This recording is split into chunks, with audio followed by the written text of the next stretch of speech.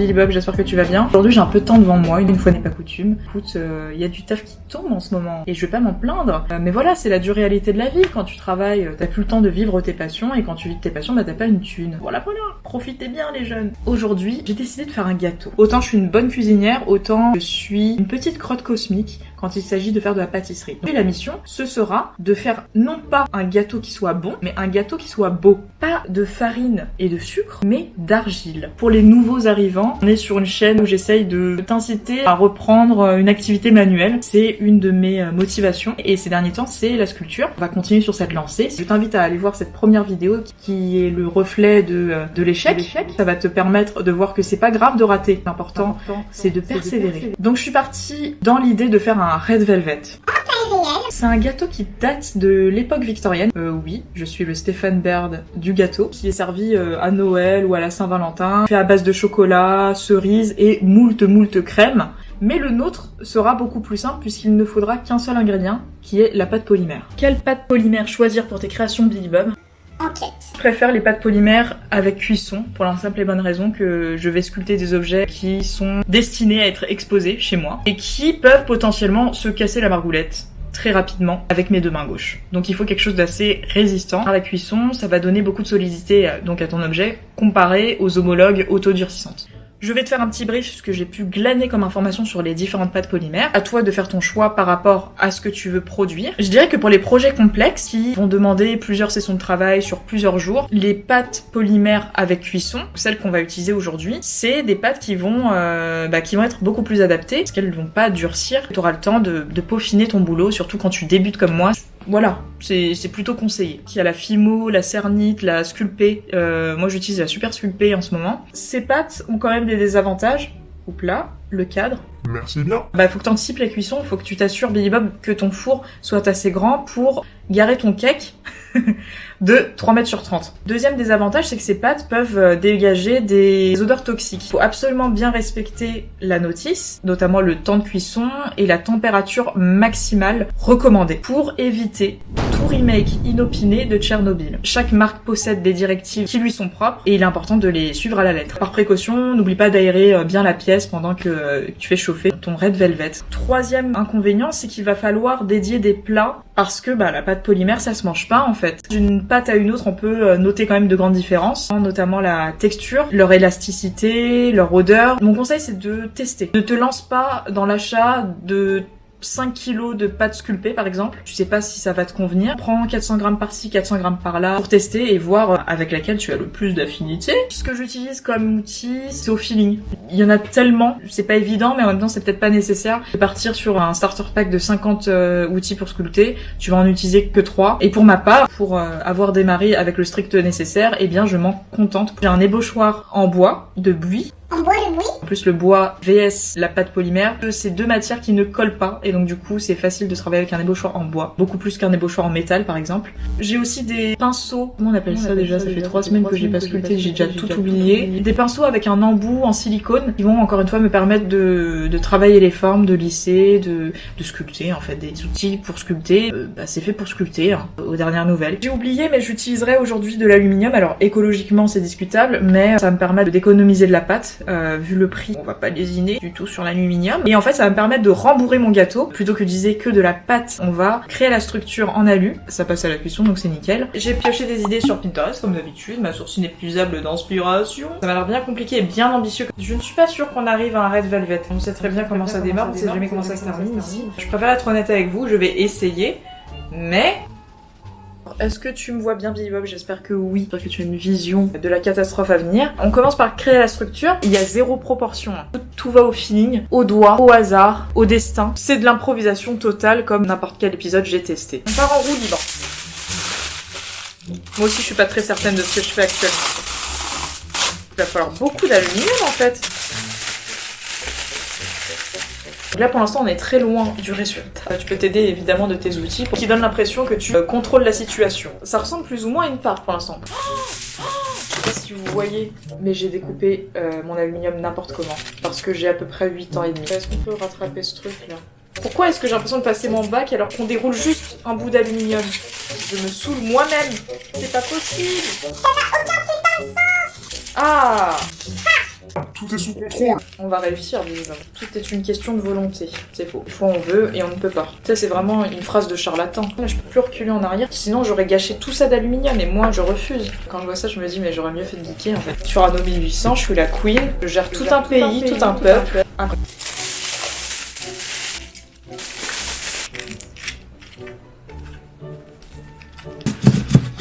On dirait juste un pavé de saumon.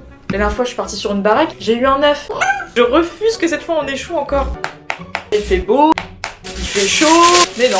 La nana reste chez elle pour sculpter de l'aluminium, qu'est-ce que vous voulez que je vous dise? Et c'est presque pathologique. Plus j'avance dans un projet et plus je me dis bon c'est quoi, même si on a une part de flan c'est pas grave. Parce que le Red Velvet là il est mal parti. Un Red Velvet c'est élégant. Je vais persévérer encore un petit peu. Si je galère, je sais très bien comment ça va terminer. Je vais foutre quelques lardons, ça va se transformer en quiche cette histoire. J'aimerais tellement avoir le savoir-faire et l'expertise des maîtres sculpteurs, mais hélas, j'ai la flemme. Et c'est plus simple de faire n'importe quoi et de ne pas obtenir le résultat escompté. C'est beaucoup trop long, faudrait qu'il soit à peu près haut comme ça.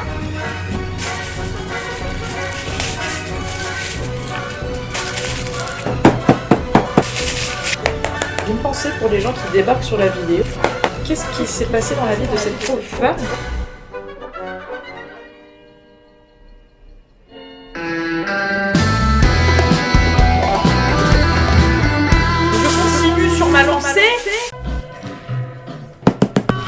Je pense que là, je peux commencer à sculpter par-dessus. Il faut que ça soit au moins plat en dessous, parce que c'est quand même un objet d'exposition. Je le lisse au mieux. Là, on est sur une hauteur convenable. L'épaisseur, c'est pas encore tout à fait ça. Écoutez, ma patience a décrété qu'il était temps de passer à l'étape 2. On n'aura pas la part qu'on veut. En gros, ça me saoule. On a ça. J'ai zéro technique. Je vais juste prendre une pâte, un morceau de pâte, et je vais les coller petit à petit. On va l'aplanir au mieux. N'oubliez pas de chasser toutes les bulles d'air, parce que ça va éclater à la cuisson. Et on sera hyper énervé. Là, des espèces de furoncles de pâte. N'hésitez pas à me dire si mes comparaisons sont dégueulasses. Je pense que cette épaisseur-là, par exemple, c'est correct. Donc ce que je vais faire, c'est que je vais juste poser la pâte comme si on fait un enrobage de gâteau. Voilà quoi, le tour est joué. Comme si tout allait bien se passer. On sait, toi et moi, que non. À un moment donné, on va se rendre compte que c'est une grave erreur. Et il sera trop tard parce qu'on aura alloué beaucoup trop de temps et on aura gaspillé notre journée. Et voilà! Et là, ça va être l'étape cruciale de tout lisser sans casser la structure. Grâce à mon petit pinceau, je vais souder toutes les parties assez grossièrement. C'était plus facile de faire un œuf, hein, moi je vous le dis. Et voici le résultat post-lissage. Tout est soudé, on a recouvert tout le gâteau. Et là, il va falloir créer la texture. Alors, le Red Velvet, la particularité, c'est un gâteau en plusieurs couches. C'est un gâteau généreux. Je vais faire génoise, crème génoise. Et donc on va simuler de la génoise. Comment je peux faire la texture d'une génoise, quoi? Je pense que je vais appliquer des bandes de pâte, je vais les texturer à plat et je vais les coller. J'ai peur de travailler directement sur cette première couche parce que je risque de la percer. Est-ce qu'on ferait pas des miettes? On les frite. Dans ma tête, en tout cas, ça a l'air de fonctionner. Dans les faits, je ne suis pas sûre. Peut-être que pour toi, tu dis mais c'est une belle idée de merde, de caniche. Et moi, j'en sais rien. L'idée, c'est de découper des petits morceaux qu'on va coller sur notre cake en priant toutes les divinités de ce bas monde pour que ça tienne. Faut y aller délicatement et en même temps essayer de souder les parties avec ta base tout au long du gâteau pour créer la génoise. On va créer la crème et la génoise. Mettre très grossièrement des morceaux pour avoir du volume que tu vas retravailler pour avoir cet effet-là. Pareil pour la crème, on va créer une texture parce que là ça fait pas, c'est pas ouf. On ajoutera quelques fraises et tout pour que ça soit encore plus joli. Je vais pas pouvoir terminer aujourd'hui, donc il va falloir faire ça en plusieurs étapes. C'est là tout l'avantage d'avoir une pâte qui ne durcit qu'à la cuisson. Évidemment, la pâte, elle va quand même un petit peu sécher si tu la laisses à l'air libre, mais beaucoup moins qu'une pâte autodurcissante. Donc c'est un travail qui me plaît énormément. Comme l'illustration, c'est du boulot hyper méditatif parce que tu répètes les mêmes gestes un peu mécaniques sans trop réfléchir. C'est une super thérapie. Dis-moi toi ce que tu fais pour te détendre. Et là, en fait, je vais faire des stries. Je m'aide la longueur de cet outil qui a normalement un nom, mais que je ne peux pas te communiquer parce que je ne suis qu'une fraude en sculpture. Je vais strier la crème pour donner un effet un peu plus réaliste encore, comme si on l'avait vraiment travaillé à la spatule. J'ai terminé la partie gâteau. Je regrette un peu que ça soit pas bien triangulaire, que la pointe soit mieux définie. Donc là j'ai mis ça sous film parce que je suis crevée en fait et j'ai besoin d'une pause, ça fait plusieurs heures que je suis dessus. La forme ne me plaît pas du tout. On est sur une péniche en fait. Ça m'énerve. Je pense que je vais trouver un moyen pour redécouper ça. Ouais, je suis pas encore ravie du résultat. On est bien mieux en pyjama. Je suis crevée. Même si c'est une activité hyper relaxante en soi, la sculpture, ça demande quand même beaucoup de concentration, de patience. Comme c'est quelque chose que ma bonne marraine l'a fait, ne m'a pas octroyé à la naissance, faire preuve de patience, ça m'épuise et là je suis crevée. Bonjour. Nous allons reprendre là où on s'était arrêté. Le but aujourd'hui, ça va être de réparer tout ça. J'espère que la pâte n'a pas trop séché. Non, c'est bon, elle est encore fraîche. Donc j'ai trouvé un outil. Alors, ceci est une scie. Comment on appelle ça ? Ici, un couteau au modélisme, je me rappelle plus. C'est pour travailler des toutes petites choses. Je vais essayer bien de couper le gâteau. C'est parti.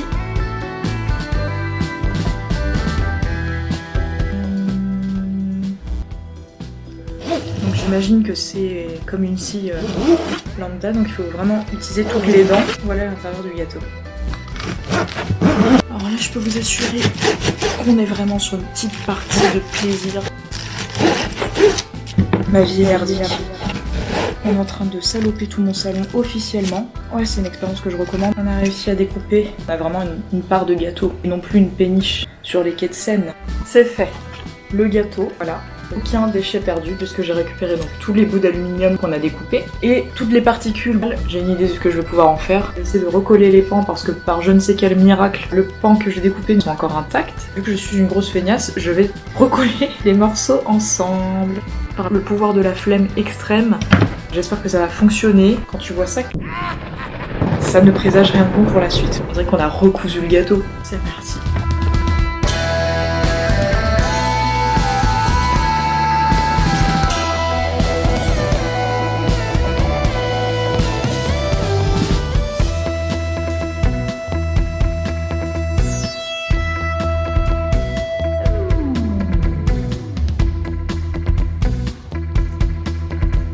Je pense que la sculpture, ça fait partie des activités où il faut pas avoir peur de recommencer parce que sinon, faut pas se lancer là-dedans, quoi. Je préfère la forme du gâteau tel qu'il est maintenant. Il ne reste plus qu'à reproduire tout ce qu'on avait fait dans la précédente session.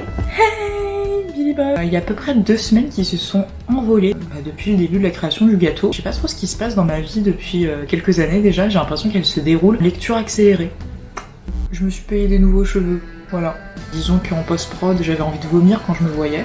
Donc il était urgent de se racheter un petit peu d'ego. On va continuer donc la conception du gâteau. Je l'ai empaqueté dans un torchon pour essayer de préserver la pâte. J'espère qu'elle a pas trop séché depuis et que je vais pouvoir quand même rebosser dessus. Parce que j'avais fait qu'une seule partie. Donc voyons voir. Non, ça va. Elle se travaille encore. Je pense qu'aujourd'hui il faut que ça parte en cuisson. On peut plus repousser là. Le temps file à une vitesse folle. Autre hypothèse, c'est que j'ai beaucoup trop de lubies. Et le truc, c'est que 24 heures, c'est jamais assez au final pour moi pour me consacrer à tout ça, ce qui fait que je suis jamais régulière dans mes activités. J'abandonne pas pour autant, mais je suis pas régulière. Je vais peut-être un peu retravailler la pâte au-dessus pour que ça fasse vraiment une crème. On va essayer de rendre le gâteau le plus réaliste possible. Ça, c'est pas mal. Je m'auto-congratule, parce que vous n'êtes pas là pour m'acclamer lorsque je filme.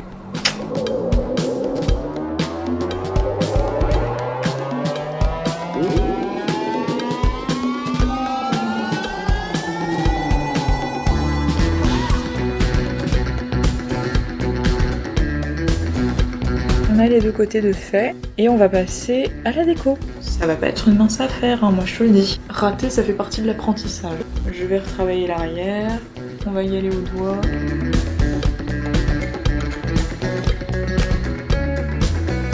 Il reste ça de pâte, non, ça va le faire. Tu prends 3 petites crottes comme ça de pâte, tu les sépares, tu vas faire des fraises comme ça. Donc si elles ont pas la même taille, si elles ont des formes un petit peu biscornues, eh bien c'est pas grave parce qu'on part sur des fraises non traitées, on part sur des fraises bio. Tu fais une boule. J'essaye d'avoir une forme plus ou moins ronde. Et ce que je fais, c'est que j'ajoute un petit morceau de pâte comme ça, que je vais coller sur le bout et on va donner la forme, une forme de fraise en fait, sans trop appuyer. Tu vas sculpter petit à petit.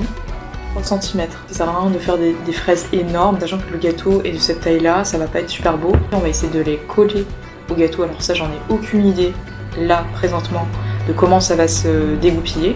Et voilà, on a nos 3 petites fraises. Je crois avoir peut-être trouvé un moyen pour fixer les fraises sur le gâteau. Il y a un terme pour ça, mais comme on est sur une chaîne absolument pas sérieuse, je sais plus comment on dit, mais je vais certainement retrouver le terme. Tu vas quadriller grossièrement une partie de la fraise. Tu vas la coller et tu vas ramener de la pâte délicatement. Faut vraiment y aller par en dessous pour que ça soit vraiment invisible à l'œil nu. Ramène de la pâte, tu colles.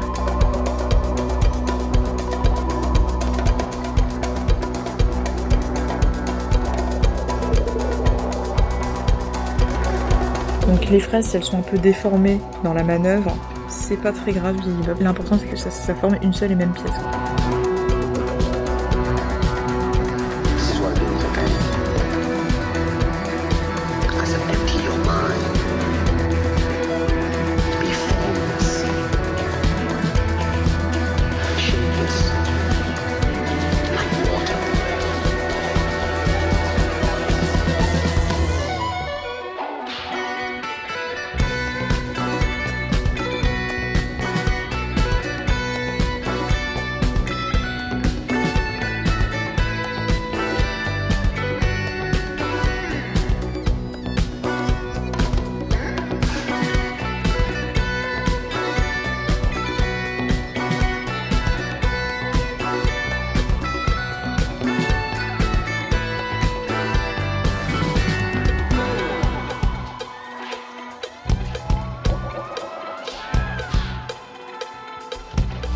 J'ai retravaillé la pâte. Je l'ai pas filmé parce qu'en fait j'ai plus beaucoup de batterie, mais en gros tu prends une pâte comme ça, je vais te faire un exemple sur le plan de travail, et tu l'étales grossièrement.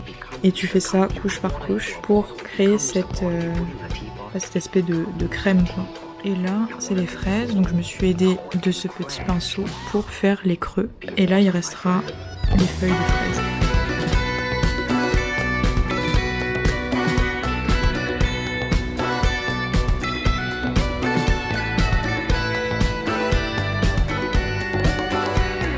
La cuisson a tendance à gommer les reliefs, donc je vais un petit peu exagérer, mais en tout cas très contente pour l'instant de la gueule que ça a. Tout ça c'est de l'impro, donc ça a fonctionné pour moi, mais je sais pas si c'est la bonne manière de faire. Tout ce que je fais, de toute façon je l'aborde non pas avec de la théorie, mais avec de l'instinct. Des fois ça marche, des fois ça marche pas. Les petites feuilles sur les fraises, c'est l'élément qui me fait le plus peur. Je suis pas certaine que ça va tenir. L'idéal ça aurait été quand même d'avoir un socle tournant. Je suis obligée de la manier comme ça à chaque fois pour la tourner. Il y a plus de risques de casse, et puis des fois j'appuie sur des parties que j'avais déjà travaillées, il faut tout refaire. Mais vraiment je kiffe. Créer quelque chose de mes mains, que ça prenne forme devant moi, c'est hyper satisfaisant. Et ouais, du coup je pense que je vais investir petit à petit pour compléter ma gamme d'outils. J'ai la chance d'avoir un copain qui fait du modélisme, du coup il a pas mal d'outils qu'on utilise dans la sculpture. Et en fait lui il sculpte sur des figurines miniatures, donc vraiment on est sur le même appareillage.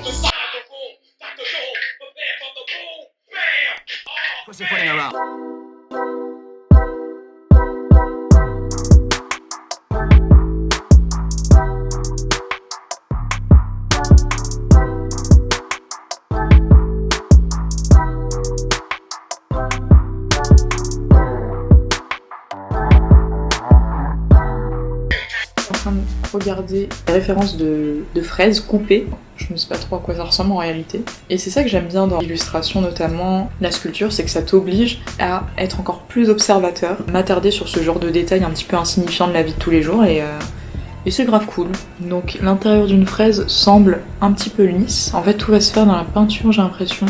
Donc là il reste juste la feuille sur cette fraise là, puis on aura terminé. Nous sommes 15 minutes plus tard. Comme je m'y attendais, les feuilles ont pas trop kiffé parce que c'était parti extrêmement fine. Ça a perdu un petit peu en précision, ça a un peu craquelé par moments. Il n'y a rien de bien méchant. Les reliefs sont encore là. Je suis vraiment contente. Donc là, je le touche pas trop parce que c'est brûlant. Vous voyez les trous, comment ils se sont lissés par rapport à ce qu'on a fait ?